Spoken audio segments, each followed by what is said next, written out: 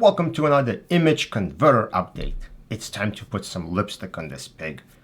And that's what I did. Let me take you to my screen and show you what the new user interface looks like. All right, this looks so much better. Now we have like a real application here. We got buttons on the toolbar. We got some tabs here. So I've been rethinking a little bit how I want this control to work. How do we specify what are we converting from and to? And it felt like, you know, when we try to say, okay, just give me images or just give me something else, it's going to be too complicated for me to figure out all possible combinations of single page images, multi-page images, videos, high efficiency file formats, and then also figure out all the destination combinations, right? Because we need to mix and match them and it's going to be too crazy. So here's what I did. When you load an OPT or file, you'll see the document type is set here. So this is an image. So the application knows it's image and it's going to treat it as such. And because of that, in the conversion option, now we could say, okay, well, we're going to take images, convert them to black and white images. So images to color, images to PDF, or images to searchable PDFs, right? This is just an idea I had. I didn't do that yet.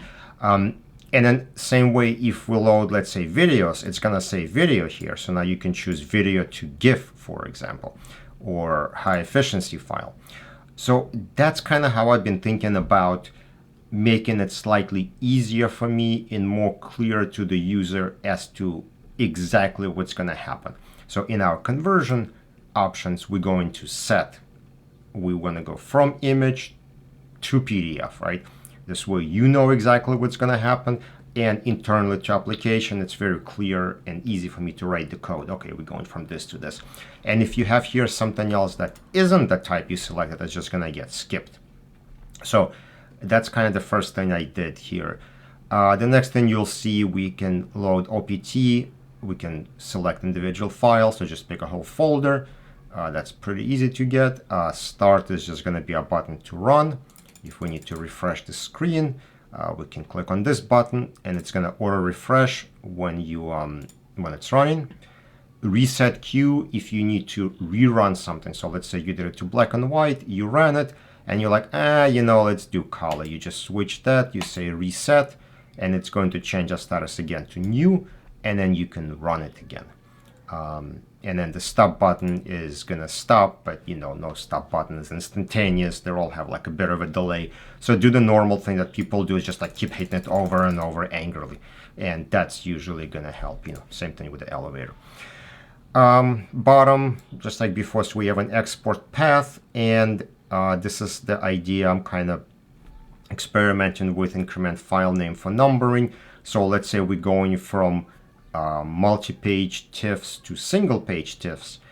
Well, we can try to continue the numbering if the numbering is kind of nice and sequential. But what if the files are named like, report, I don't know, something else, like they don't have numbers at the end? Well, then we don't want to try to continue numbering sequentially. So we'll get to that. This is kind of, for now, something that I'm experimenting with. And that's basically that. This is new UI. Now it looks good. I've ran through a bunch of tests with these images, videos, HEIC. Everything works fine.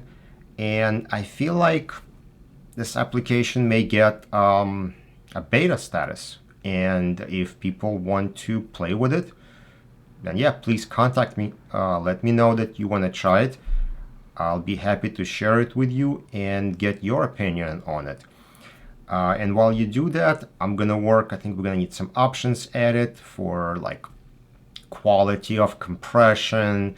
Not sure what we're going to need, but we're going to need to control a little bit, like for PDFs. Do we want to optimize PDFs on export, or do we want to do a faster export? So we'll need to throw in some of these checkboxes here and there so we can have a little bit more control over the output.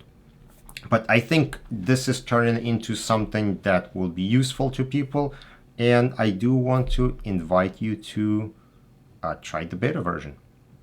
All right, thank you for checking out this update. I will see you on another.